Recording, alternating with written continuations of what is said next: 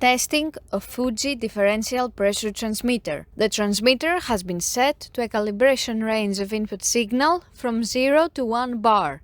For testing, we add a 24-volt DC power supply, a multimeter in order to measure the milliamp output, and some pressurized air as input signal. By manipulating the input signal, we see that the unit reacts accordingly, and at 0 bar the output is 4 milliamp, and at 1 bar the output is 20 milliamp.